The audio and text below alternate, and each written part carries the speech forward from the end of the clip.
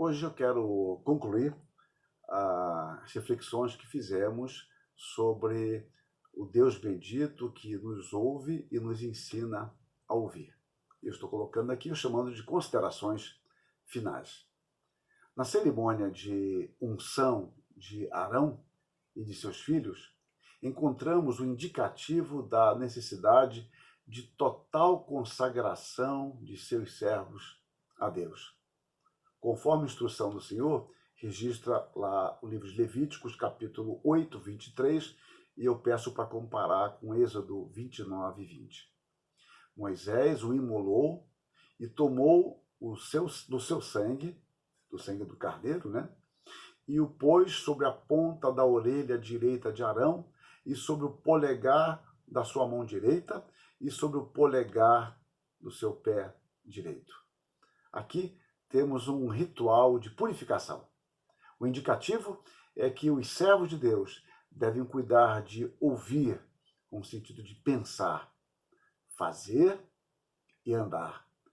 É necessário que tenhamos cautela nessas questões. Nós somos pecadores e temos que estar vigilantes, ouvindo a palavra, pensando sobre ela, nos comportando de acordo com ela e andando nos seus caminhos. Precisamos, portanto, do sangue purificador do Cordeiro. E isso vai fazer eco lá em João 1, 29 e 36, 1 de Pedro 1, 18 a 21. O sangue de Cristo nos purifica de todo pecado. Nós somos resgatados do nosso fútil procedimento, não por meio de coisas fúteis que nossos pais nos legaram, mas pelo precioso sangue de Cristo. Do que foi dito, podemos concluir que se faz necessário aprender a ouvir a Deus, que nos fala ordinariamente por intermédio de sua palavra. O escritor de Hebreus exorta os seus leitores neste sentido. Hebreus 2:1.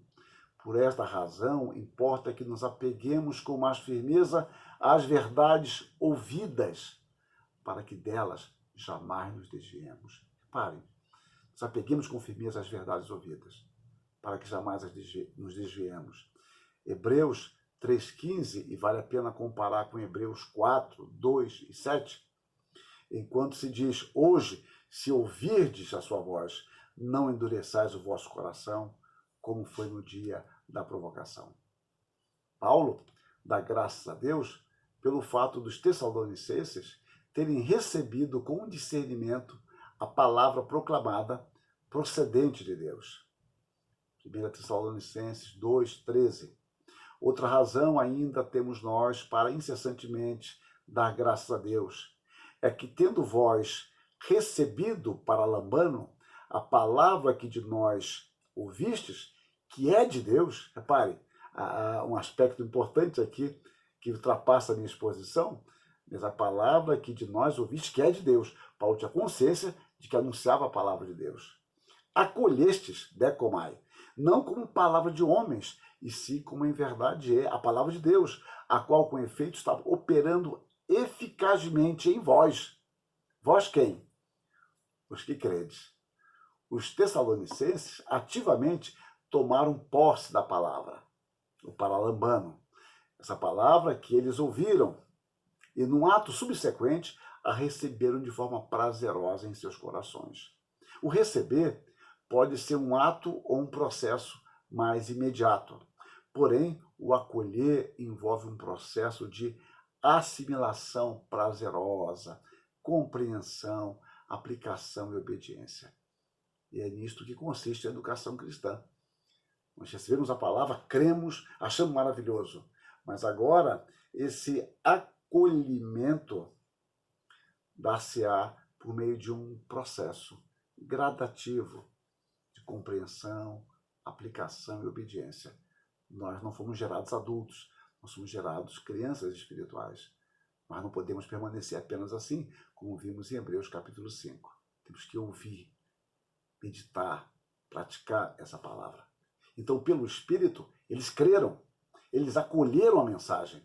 E a partir de então, Deus continuou operando, como ele faz conosco, de forma eficaz e poderosa em sua vida. Notem bem, o Espírito agiu na vida dos que creram. O ouvir deve ser acompanhado pela fé.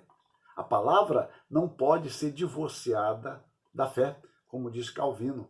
A palavra só exerce o seu poder em nós quando a fé entra em ação. E observe um texto tão conhecido de Tiago 1, 22 a 25, que pode ser comparado com Romanos 2,13. Tornai-vos, pois, praticantes da palavra e não somente ouvintes, enganando-vos a vós mesmos. Porque se alguém é ouvinte da palavra e não praticante, assemelha-se ao homem que contempla no espelho o seu rosto natural, pois assim mesmo se contempla e se retira, e para logo se esquece de como era a sua aparência. Mas aquele que considera atentamente na lei perfeita, da liberdade, e nela persevera, não sendo ouvinte negligente, mas operoso praticante, esse será bem-aventurado no que realizar. Repare, a bem-aventurança está no ouvir e praticar a palavra. É o mesmo princípio estabelecido por Deus no livro de Josué, capítulo 1, versos 8 e 9, quando diz que, para ele ser bem-sucedido, ele deveria atentar para a palavra, meditar de dia e de noite, ensinar essa palavra e estar atento a cumprir tudo quanto nela está escrito. Então, saberemos ouvir decorrentemente, saberemos ouvir melhor as pessoas quando aprendemos a ouvir a palavra de Deus, a qual frutifique em nós, concedendo-nos discernimento, inclusive para identificar a sua palavra de forma intensa e vivencial. Nós vamos assim aprendendo a entender o que estão nos dizendo, vamos poder auxiliá-las, porque Deus tem nos instruído. Nós temos aprendido a ouvir a Deus. Os Tessalonicenses agiram desta forma, conforme Paulo escreve, com alegria e gratidão. Outra razão ainda temos nós para incessantemente dar graças a Deus, é que, tendo vós recebido a palavra que de nós ouvistes, que é de Deus, acolheste não como palavra de homens, e sim como em verdade é a palavra de Deus, a qual com efeito está operando eficazmente. Eu li há pouco os versos 12 e 13, e agora estou destacando o 13, porque me interessa o ouvir, que eu já mencionei, e ele diz depois, está operando eficazmente em vós os que credes. Ele usa uma palavra só para estar operando eficazmente. É o verbo energel, de onde vem a palavra energia, que é uma palavra cara a Paulo nas suas epístolas. A palavra opera eficazmente. Essa palavra ouvida, ela é entendida por meio do Espírito que nos fala. E conforme essa palavra é entendida, ela vai operando em nós poderosamente o nosso crescimento e a nossa santificação. E ela atingirá o objetivo proposto por Deus, nosso crescimento, nossa maturidade, tendo como alvo Jesus Cristo. Consideremos, então, a instrução de Tiago. Sabeis estas coisas, meus amados irmãos. Todo homem, pois, seja pronto para ouvir, tardio para falar, tardio para se irar. Não é que o homem não fale, não é que não haja uma ira santa, mas ele seja pronto para ouvir. Não esteja pronto para falar nem para se irar, mas pronto para ouvir. E é a partir daí que nós acolhemos a palavra. E ela vai operando em nós, para que o nosso falar e até mesmo o nosso irar-se, dentro de um contexto bíblico correto, seja decorrente da palavra que foi ouvida e assimilada.